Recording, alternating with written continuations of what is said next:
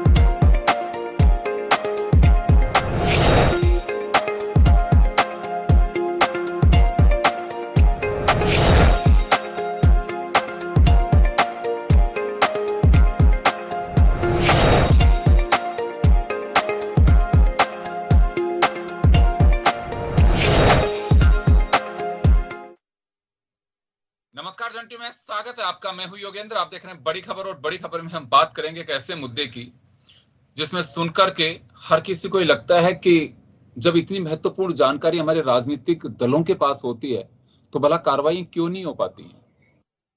जांच एजेंसी अपना काम करती हैं, क्या वास्तव में इन बयानबाजी से उन पर कोई असर पड़ेगा। मैं बात कर रहा हूं आतंक से जुड़ी घटनाओं की। हाल ही में उदयपुर और जम्मू कश्मीर दो जगह की घटनाओं को लेकर के कांग्रेस सीधी हमलावर है भाजपा पे कि भाजपा के अल्पसंख्यक मोर्चा के पदाधिकारी सीधे आतंकी निकले हैं।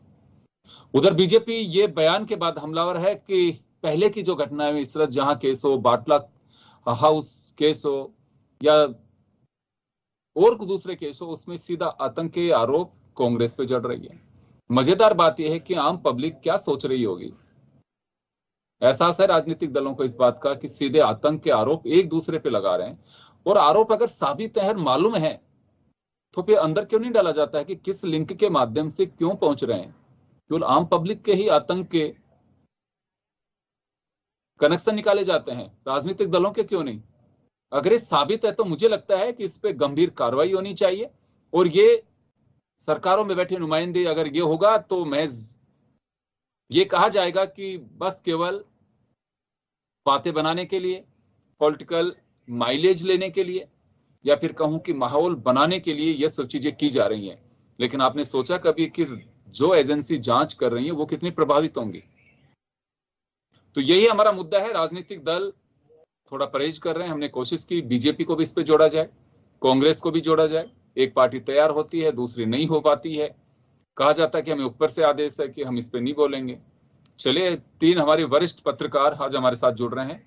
चंडीगढ़ से हमारे साथ प्रमोद वशिष्ठ जी जुड़ रहे हैं, जयपुर से हमारे साथ श्याम सुंदर शर्मा साहब जुड़ रहे हैं, और उमेंद्र दादी जी जुड़ रहे हैं। सभी का स्वागत। मैं प्रमोद जी आपके पास आना चाहूंगा। बड़ी पीड़ा की बात है कि देश की दो दिग्गज पार्टियों के नेता एक दूसरे पर आरोप लगा रहे हैं कि आतंक के संबंध उनसे हैं, आतंक के संबंध उनसे हैं।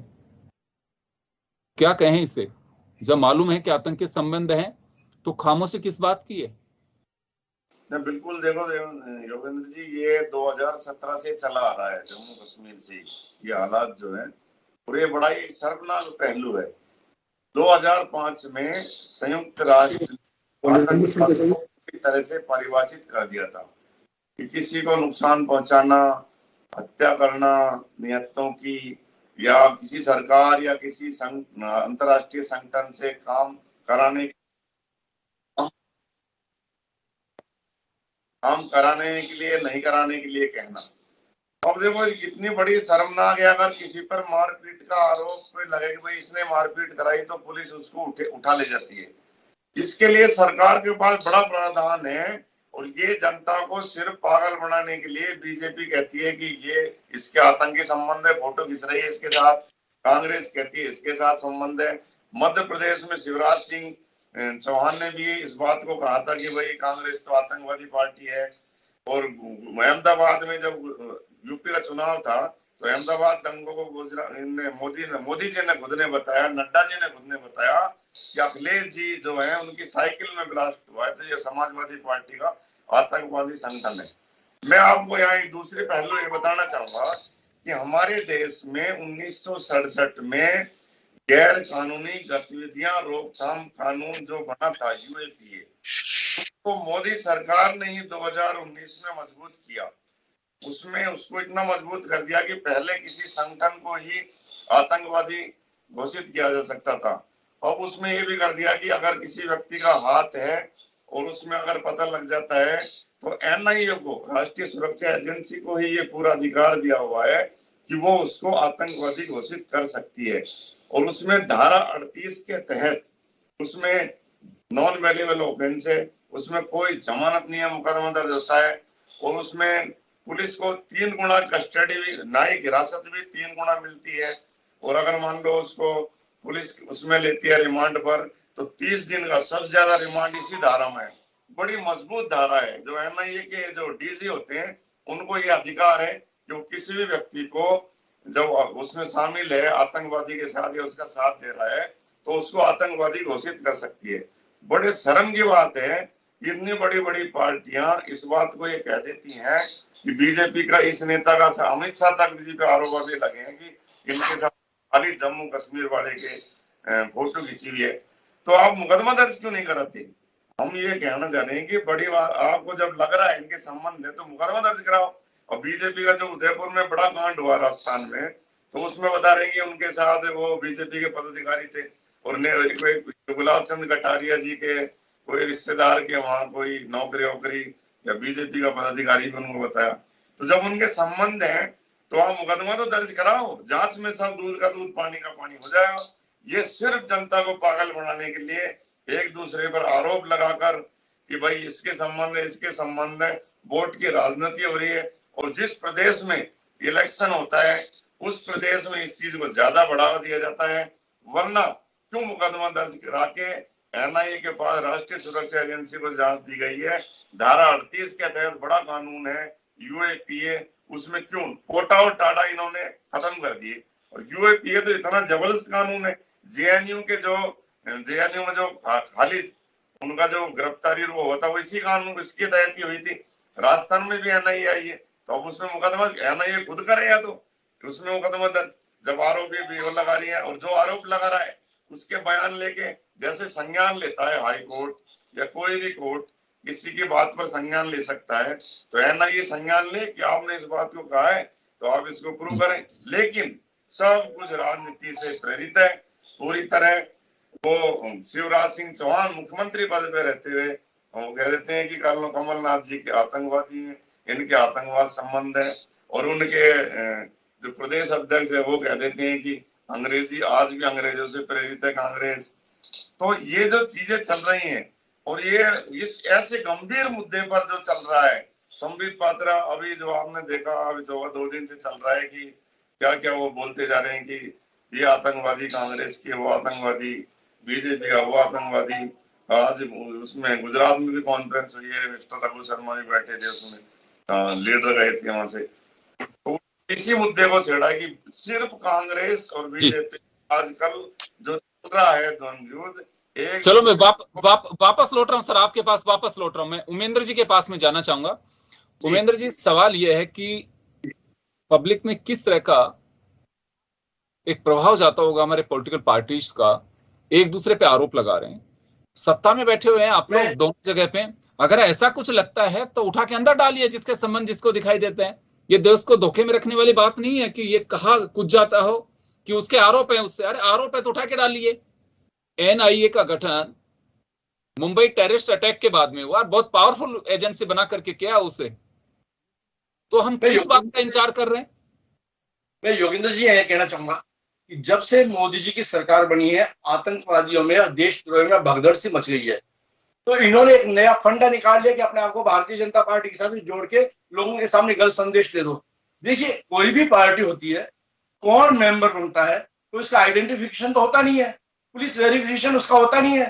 कोई व्यक्ति यदि किसी बूथ पे है और यदि विपक्षी दल इस बात को लेकर मुद्दा बनाए कि साहब ये बीजेपी का कार्यकर्ता है, और कोई व्यक्ति जब ये आतंकवादी गतिविधि से जुड़ा हुआ व्यक्ति है, उसके मन में कोई प्लानिंग है, तो वो तो कोई न कोई योजना, राजनीतिक योजना का भी लाभ उठाएगा। हो सकता है इस प्रकार का लाभ उठाने के लिए कोई आतंकवादी या देशद्रोही गतिविधि से जुड़ा हुआ व्यक्ति किसी राजनीतिक दल के साथ जुड़कर लोगों को गुमराह करना चाहता हो सकता इसी बात को लेके हो सकता है ये उदयपुर वालों ने भी कुछ किया होगा। देखिए, राजनीतिक दल में यदि कोई व्यक्ति, तो एक का तो कोई वेरिफिकेशन होता नहीं है। क्या कांग्रेस में जो लोग हैं सब दूध के दुल्हे हो नहीं सकते? भारतीय जनता पार्टी में जो लोग हैं वो भी सब गंगा जी के नहाए हो नहीं सकते? कहीं कहीं व्यक्ति ये मानव दोष हो सकता है। लेकिन सबसे बड़ी बात यह है कि आज अमित शाह जी ने राजस्थान में आके जो जिस प्रकार का संकेत दिया है आंतरिक सुरक्षा का, वो एक बहुत अच्छा उन्होंने विषय चुना है। और मैं मानता हूं कि इस सरकार, ये केंद्र की सरकार आतंकवादियों से लड़ने में बहुत सक्षम सरकार है।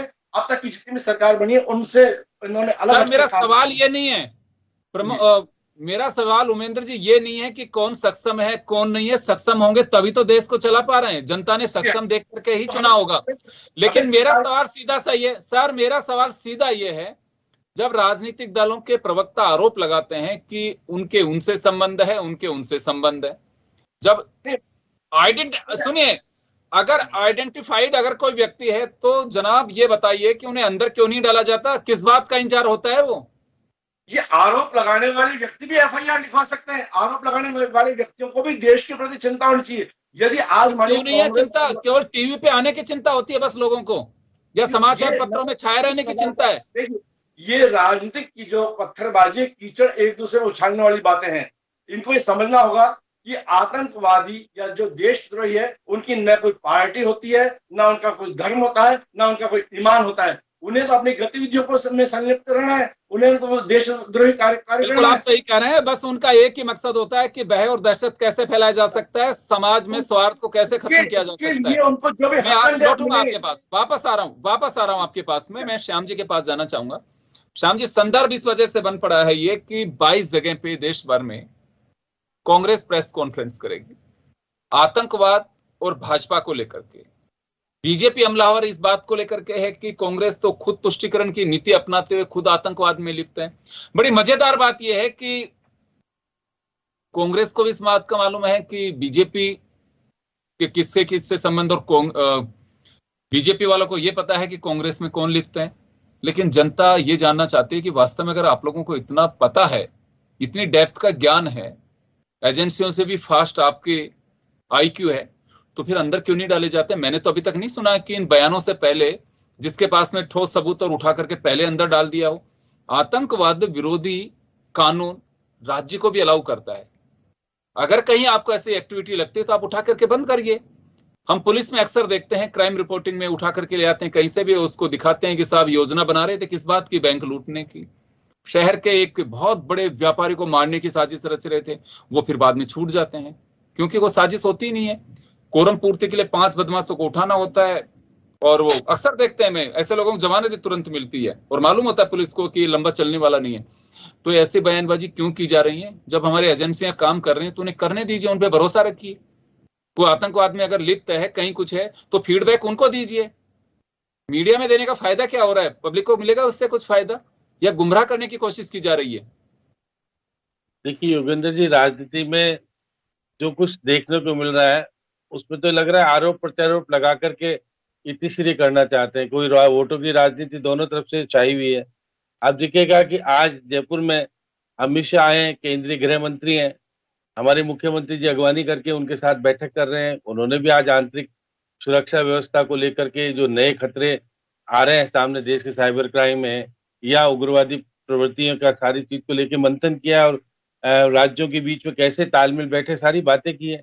लेकिन दूसरी तरफ शक्ति सिंह है जो गुजरात से है, राज्यसभा के सांसद हैं, इसके अलावा वो राष्ट्रीय प्रवक्ता भी हैं और भाजपा का आज वो जो कुछ कहने आए थे वो अमित शाह के ऊपर भी आरोप लगा गए कि जब गुजरात में कोई घटना घटती है तो एनआईए मांग करते हैं, तो वहां एनआईए की जांच नहीं कराते।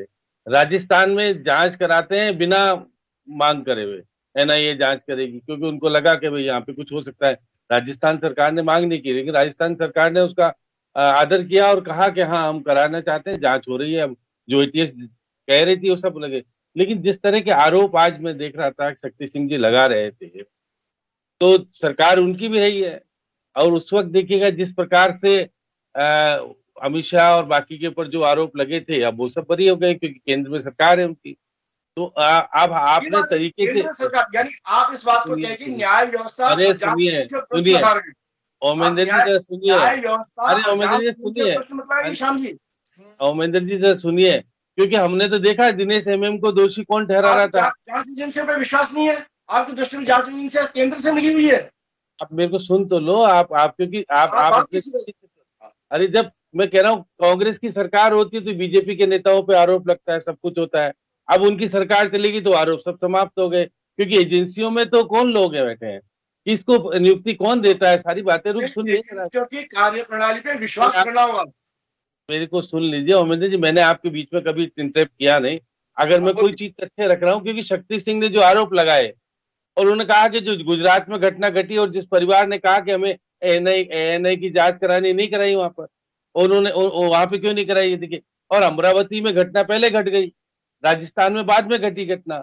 और देखिए संघ ने आज कहा है कि मुस्लिम को भी विरोध करना चाहिए, संघ की बैठक चल रही है, भागवत बैठे हैं यहीं पे राजस्थान में झुंझुनू में। तो एक्चुअल में क्या है कि जिस प्रकार से आप कहना चाह रहे हो और जो कुछ कहना चाह रहे हो, दोनों ही आरोप लगा रहे हैं। अब वो आरोप लगा रहे हैं कि देखिएगा उदयपुर की घटना में ये तो पता ही नहीं था कि गुलाब चंद कटारिया साहब के साथ फोटो होगी या संघ का मोर्चे का सदस्य होगा और वो आतंकवादी घटनाओं में भी लिप्त होगा। पहले पता होता तो ये सारी चीज नहीं होती, लेकिन है नहीं। आपको मेंबरशिप का नंबर है क्या? अरे सुनिए जरा, बीजेपी मेंबरशिप का नंबर है आपके पास? मेरे को न प्रमाण और आपको प्रमाण नहीं देना है, मेरे को जो तथ्य रख रहा हूँ। और आपको अगर आपको हमें दर्शकों के सामने सही बात लानी चाहिए। आप देखिएगा श्रीमाली हैं, उनके जो जिला अध्यक्ष हैं, वो सदस्यता अभियान के थे, दुपट्टा उड़ा रहे, फोटो वोटो सारी चीज आई, जांच हो रही है ना अभी जांच। अरे सुनिए, मैं कुछ चीजें उठा रहा हूँ, आप क्यों उसमें दिक्कत कर रहे हो? आपके ऊपर तो आरोप लगा नहीं रहा मैं, तो इसलिए आप बीजेपी के प्रवक्ता भी नहीं हो। थोड़ा सुन लीजिए, अरे सुन तो लीजिए, आप सुनने का एहसास कीजिएगा, मैं कोई एक तरफ तो नहीं बोल रहा हूँ। अब जब अगर ये फोटो, अरे सुनिए सही, उदयपुर वाली घटना हुई थी, उससे पहले तो किसी को पता ही नहीं था कि गुलाब चंद कटारिया के साथ फोटो भी है, या बीजेपी का सदस्य होने के नाते से जो कुछ सामने आया, गुलाब चंद जी ने खुद ने स्पष्टीकरण दिया, अभी जांच का फैसला आया नहीं। अरे सुनिए, आरोप लग गए ना, आप आरोप लगा, अगर आप जैसा कि मैंने पहले भी निवेदन किया है कि कोई भी व्यक्ति जिसको देशद्रोही गतिविधियों में शामिल होना है, वो अपनी योजना पहले से बनाएगा। आप बताइए, तो फिर आपको बदनाम भी करेगा वो, आपके साथ फोटो खिंचा करके, फिर आपको सत्या कीजिए।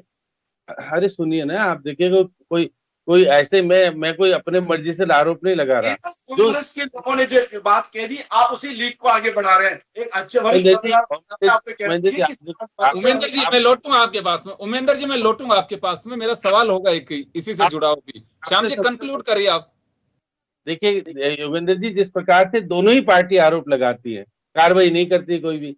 आज देखिए मुख्यमंत्री जी ने गृह मंत्री जी के साथ बातचीत की है, इस मुद्दे को भी उठाया होगा निश्चित रूप से, क्योंकि अभी तक इंटरनल तरीके से कुछ चीजें आई है सामने, लेकिन बाकी चीजें सामने नहीं आई। लेकिन ये बात भी सही है कि घटना के साथ जो जुड़ रहा है, अब देखिए बीजेपी कहती है ना कि जम्मू कश्मीर में किसके साथ किसके क्या संबंध थे। अब उन्हें कांग्रेस ने आज तथ्यात्मक रूप से जांच करी है कि देखिए बीजेपी का सरपंच का चुनाव जीता, वो पदाधिकारी था, वो कौन था आपको नाम बता दिया उन्होंने। अब आप उस पर स्टेटमेंट बीजेपी देगी, मैं और आप थोड़ दूंगा। लेकिन ये बात भी कांग्रेस के ऊपर भी आरोप सुनिए सामने वास्तविकता लाना है। सुनिए सही ना, आप कांग्रेस के ऊपर भी बीजेपी आरोप लगा रही है। अब सरकार है, कार्रवाई नहीं करते, आपके पास अधिकार है सारे। समय कम है, मैं एक बार 30 सेकंड और आना चाहूंगा आपके पास में। मैं प्रमोद जी आपके पास आना चाहूंगा। एक ये बहस का विषय है, और सबसे बड़ी बात क्या है कि पॉलिटिकल पार्टी वो सहजता के साथ में, ये तो इनको तय करना चाहिए कि किसी भी पार्टी के किसी नेता के साथ में अगर कोई फोटो होती है तो उसे किस दृष्टि से देखा जाए।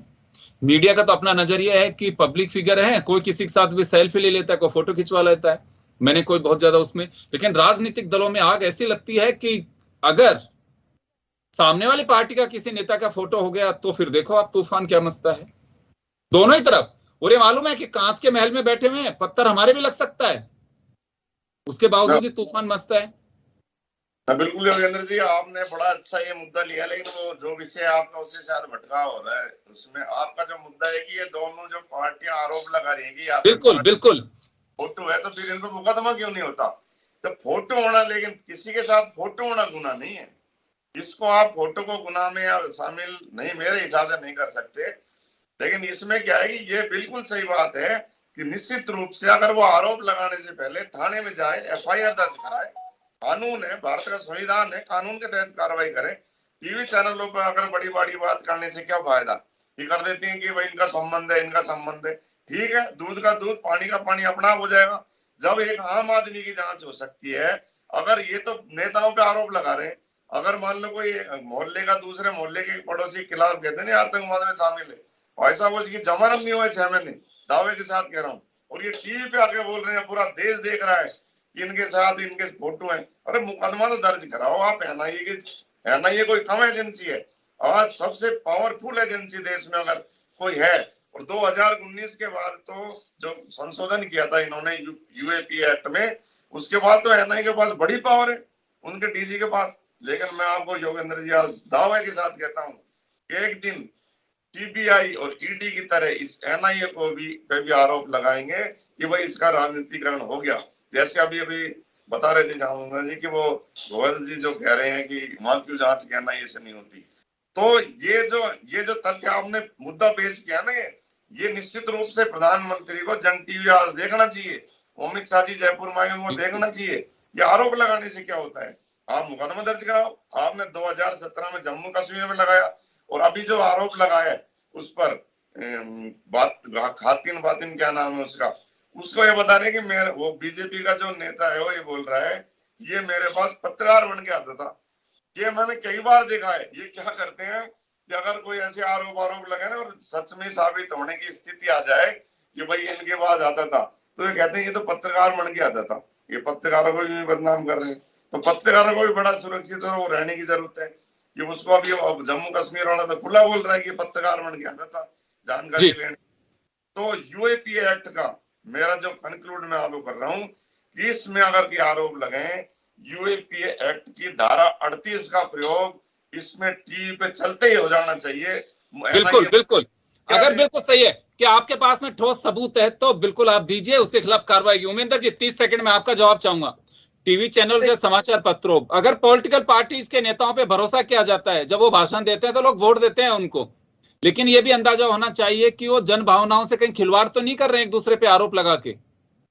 योगेंद्र जी, मैं ये आपकी चैनल के माध्यम से कहना चाहूंगा, केवल ये जनता को गुमराह करने के लिए आरोप प्रत्यारोप का काम है। राजस्थान में कांग्रेस की सरकार है, मुकदमा क्यों नहीं दर्ज कर रही हो? करना हिम्मत है, उनको करना चाहिए थी, इनके पास प्रमाण। तो केवल कुछ जो मुद्दे हैं, बेरोजगारों को भत्ता नहीं दिया, किसान परेशान है, आम जन परेशान है, कानून व्यवस्था बिगड़ी है, इन सब से मुद्दे हटाने के लिए इस प्रकार की बातें छेड़ दो कि विपक्षी दल एक कटघरे में आ जाए। केवल एक योजना में तो राजनीतिक कारणों से लेकर एक ही पार्टी, आप एक ही पार्टी को कटघरे में खड़ा कर रहे हो। यहाँ तो विपक्षी दल है, तो विपक्षी दल को किया जाएगा सत्ता। बात मैं संबित पात्रा के भी कर रहा हूं। उन्होंने पूरे देश भर के नेता जो कांग्रेस के हैं कईयों पे आरोप लगाए, उन्होंने बात उसी की कर रहे थे। अभी प्रमोद वशिष्ठ जी बात वही कर रहे हैं। एक बात नहीं है, बीजेपी कांग्रेस नहीं, दूसरी पार्टियां भी जो आरोप लगाई हैं, तो उनसे पूछा जाना चाहिए कि कहां है सबूत, दीजिए, अंदर डालेंगे उसको। केवल ऐसे ख्याली पुलाव पकाने के लिए प्लेटफॉर्म मिलते हैं। मैं चले 30 सेकंड श्याम जी आपके पास में, थोड़ा शॉर्ट है समय, मेरे पास में कम है।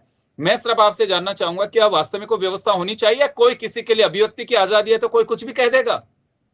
देखिए योगेंद्र जी, निश्चित रूप से गुजरात के और हिमाचल के चुनाव है, इसलिए गुजरात के नेता आकर के अमित शाह को दे रहे हैं चुनौती यहाँ आकर के। फिर ओमेंद्र जी अपने आप को कह रहे हैं, मैं कह रहा हूँ दोनों ही पार्टी अपने राजनीति। आप राजस्थान को संभालो। सुनिए, राजस्थान में अगर घटना घटी है, देखिए समय कम है, एक बार खत्म करिए अपनी बात को श्याम जी, समय बहुत कम है। देखिए उदयपुर की घटना घटी, घटना के साथ जो सामने तथ्य आए उसकी जांच हो रही है। मैं और आपके सामने कुछ कहने की स्थिति नहीं है, लेकिन दोनों ही पार्टी राजनीतिकरण करती है हर चीज को लेकर के। बस मेरा मुद्दा सिर्फ यही है कि वास्तव में राजनीतिक दल जिस तरह से आरोप लगा रहे हैं और जिस विश्वास के साथ, भरोसे के साथ में, ऐसा मिसयूज मत करिए। एटलीस्ट आतंकवादी घटनाओं को और आतंक से जोड़ करके अगर आप एक दूसरे पे कीचड़ उछाल रहे हो बिना आधार के, तो मुझे लगता है एक बहुत बड़ा धोखा कर रहे हैं इस देश के साथ में। अगर आपके पास में ठोस सबूत है, अंदर डलवाइए, वो चाहे कोई भी हो। आपके पास में एजेंसियां, बहुत पावरफुल एजेंसी है, भारत का संविधान जो ताकत देता है आम आदमी को भी और सरकारों को और एजेंसियों को भी, उस पर भरोसा करिए। लेकिन अगर इसी तरह से तूफान में जनता भरोसा करना छोड़ देगी, कहीं ऐसा नहीं हो कि चैनल्स को या अखबारों को ट्वीट करना शुरू कर दें कि अच्छा फालतू की बकवास कर रहे हैं, बंद करवाइए इनको। मैं ये इस वजह से कह रहा हूं पॉलिटिकल पार्टीज के नेताओं से कि अक्सर चर्चाएं यही चलती हैं, चौराहे की चर्चा है कि कुछ नहीं, फालतू बकवास करते हैं, झड़ते हैं, लगड़ते हैं। और हम चैनल्स को भी समझना चाहिए कि दिन भर हम जो पिटारा खोल के बैठते हैं, भरोसा नहीं करेगी पब्लिक, सॉल्यूशन निकल पाता है कुछ। ये मुद्दा है कि वास्तव में अगर राजनीतिक दल किसी पे आरोप लगाते हैं तो एजेंसियों को उनसे हिसाब भी मांगना चाहिए कि सबूत दीजिए, हम अंदर डालेंगे उसको। चलिए माफी चाहूंगा, समय कम है, मैं रोकना चाहूंगा तमाम अतिथि और दर्शकों को। बड़ी खबर में इतना ही, दीजिए इजाजत, नमस्कार।